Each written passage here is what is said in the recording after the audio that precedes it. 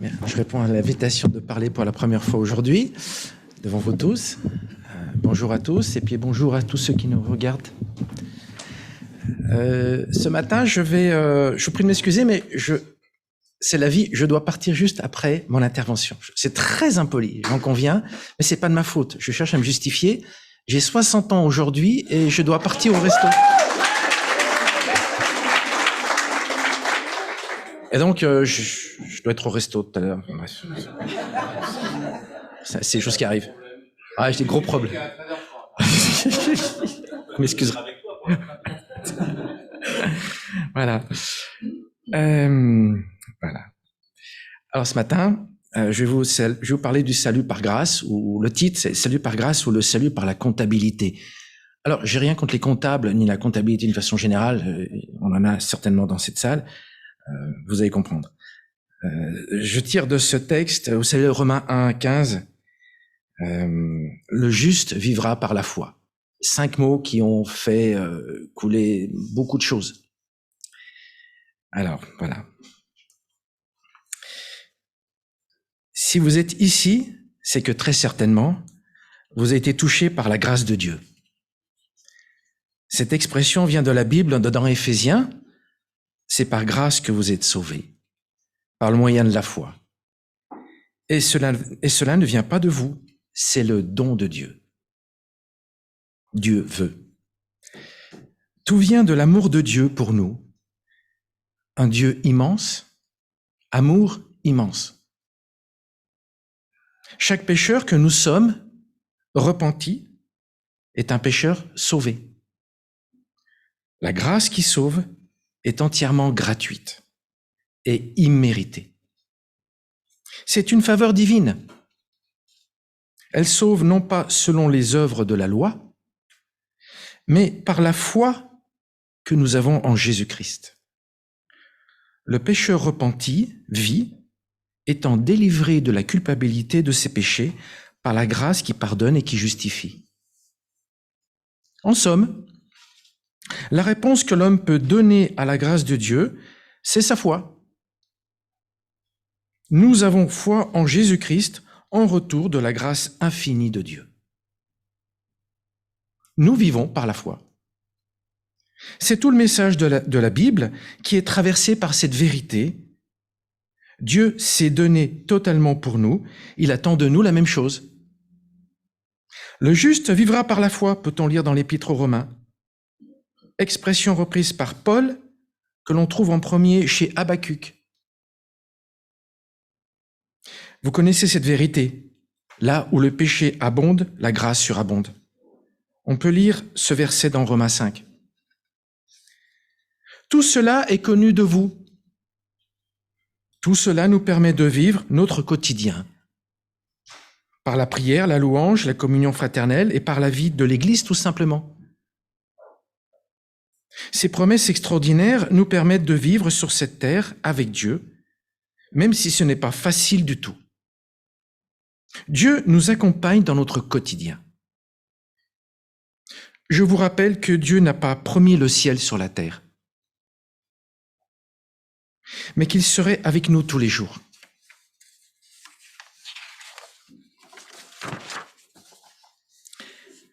Ces vérités bibliques qui nous portent n'ont pas été toujours mises en avant dans le passé.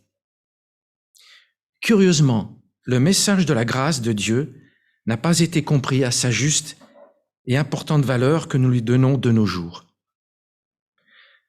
Petit à petit, après la chute de Rome dans les années 480 et graduellement jusqu'au début du XVIe siècle, le message de la grâce s'est estompé au profit du rachat de notre salut par les œuvres.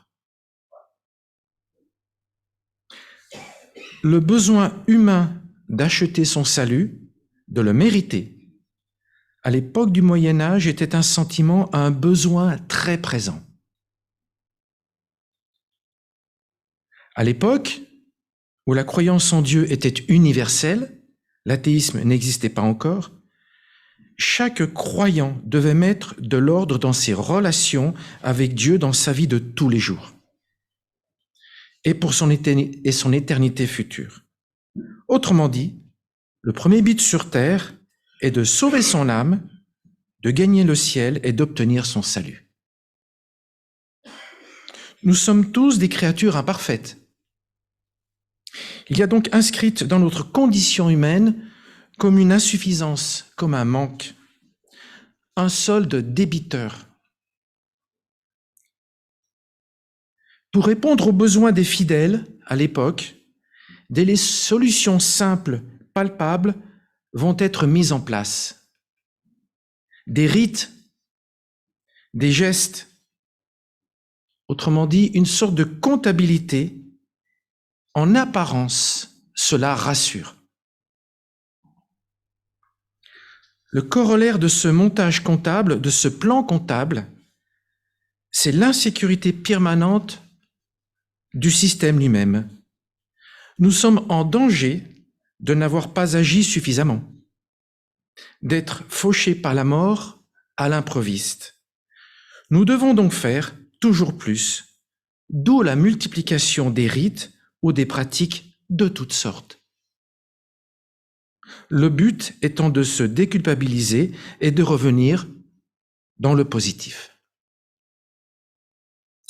Pour rappel, à l'époque, à la fin du Moyen Âge, la vie était très dure, bien sûr, très forte mortalité infantile, une médecine presque inexistante, et surtout on sortait d'une terrible épidémie de peste qui a fait disparaître entre le tiers et la moitié des habitants de l'Europe.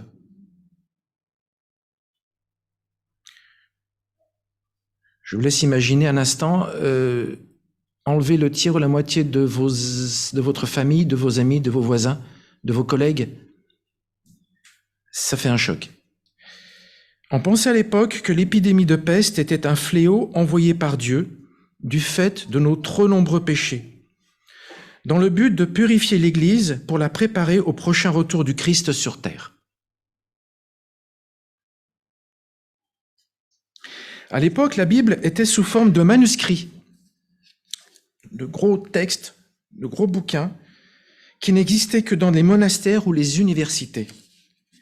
Donc le peuple des fidèles n'avait pas l'accès à la parole de Dieu, et les offices religieux étaient à l'époque en latin. Il était donc impossible d'être nourri dans une langue que l'on ne parle pas. Et on n'avait pas la Bible à la maison, évidemment. À l'époque, il était impossible de lire la Bible. On ne pouvait pas aussi facilement revenir au texte comme on peut le faire de nos jours. Il y a eu quelques tentatives de retour au texte au 15e, 14e, en Angleterre, tout d'abord avec John Wycliffe, qui a parlé du retour de l'autorité de la grâce, et Jean Hus en Tchéquie. Mais à cette époque, on ne pouvait pas imprimer. Donc les idées ne pouvaient pas voyager, se partager facilement. Elles demeuraient confidentielles dans les milieux universitaires, ecclésiastiques ou politiques. Avec l'invention de l'imprimerie, tout à fait au début de la Renaissance, les ateliers d'écriture artificielle, comme on disait à l'époque, l'imprimerie va se déployer dans l'Europe, on va traduire la Bible dans les langues parlées, ça c'est nouveau, plus uniquement en latin. On redécouvre les évangiles, les épîtres, le Nouveau Testament, qui parlent du pardon, du don de la grâce, de ce que je vous parlais tout à fait au début de ce message.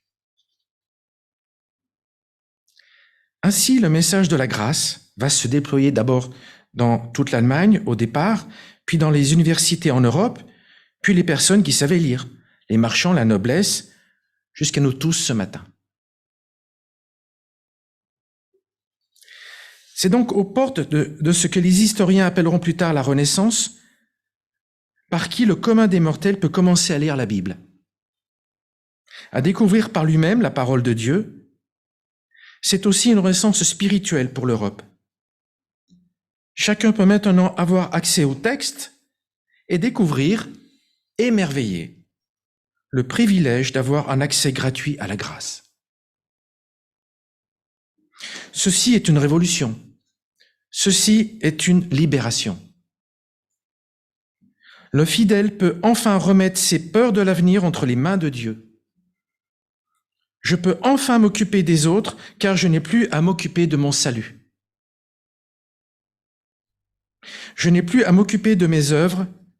Je ne fais plus les œuvres pour mon salut, pour me mettre dans le positif, mais si je fais des œuvres, c'est parce que je recherche l'imitation du Christ, à l'image du Christ qui s'est entièrement donné. Je peux me donner à mon tour. Cela change tout. Si je le fais, c'est ma réponse à la grâce. C'est ma confiance émerveillée en Dieu qui me permet de le faire. Cela s'appelle la foi. Dieu immense, amour immense, disais-je. Est-ce que Dieu attend de nous une foi immense? Oui, tellement grande qu'elle est comme un grain de sénévé. Je peux demander à...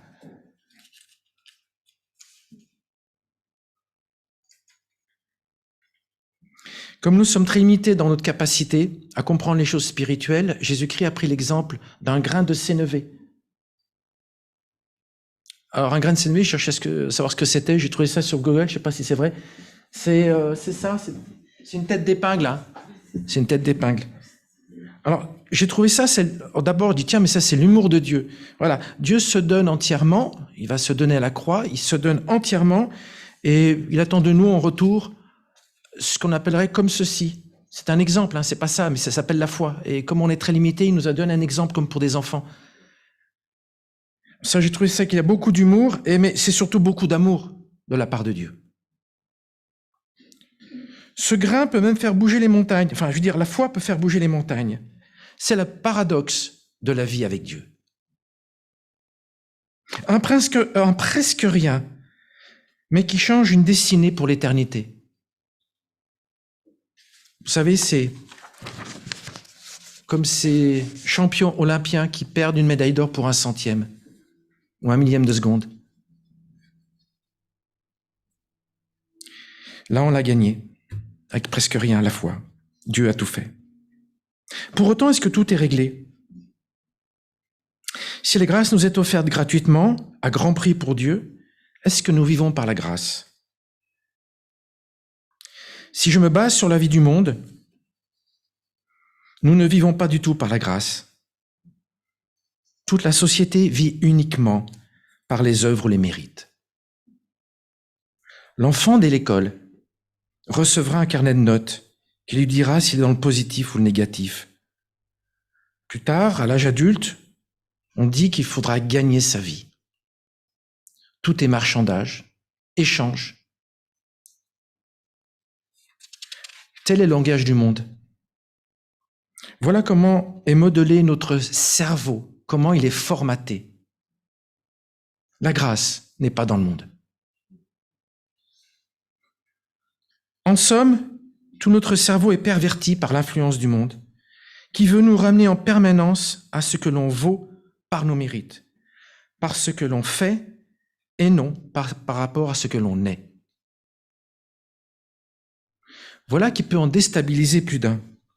Entendre que la grâce est acquise, certes à grand prix pour Dieu, mais qu'elle est là et qu'elle se donne, nous sommes à contre-courant de ce que nous entendons tous les jours. La réception du message de la grâce demeure une curiosité. Une curiosité merveilleuse, mais qui peut être perçue comme une bizarrerie, une étrangeté dans notre société. Nous devons en permanence revenir nous abreuver à la parole de Dieu, sinon on risque de se faire emporter par le courant majoritaire du monde. Monde dans lequel règnent en maître les mérites.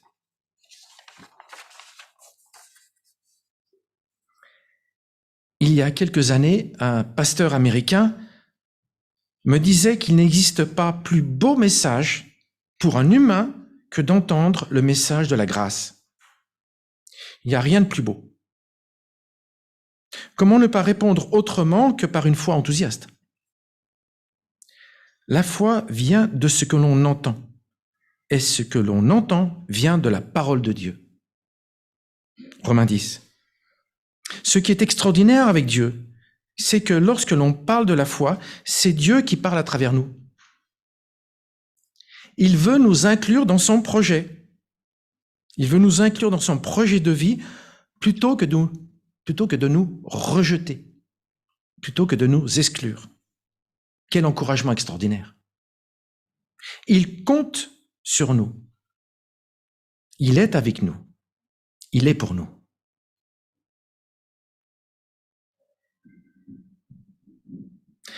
Puisque je parle un peu des apports de la réforme, celle-ci nous a remis 5 points essentiels sur lesquels nous pouvons nous en référer comme des phares ou des poteaux indicateurs qui nous permettent un petit peu de nous cadrer dans la vie. Tout d'abord, elle nous a dit par l'écriture seule, sola scriptura. C'est le retour à la lecture de la parole qui a permis le retour de la découverte de la grâce. La grâce nous est donnée, tout est don avec Dieu, sola gratia, par la grâce seule. Nous répondons à la grâce par notre foi en Dieu, sola fide, par la foi seule. Accès gratuit, plein, entier, complet et parfait, acquis à grand prix par Jésus-Christ sur la croix, solus Christus, en Christ seul. Pour finir, soli Deo gloria, à Dieu seul la gloire. Amen. J'aimerais qu'on chante un chant qui s'appelle... Ah, mais Sola Gratia, oui, excuse-moi.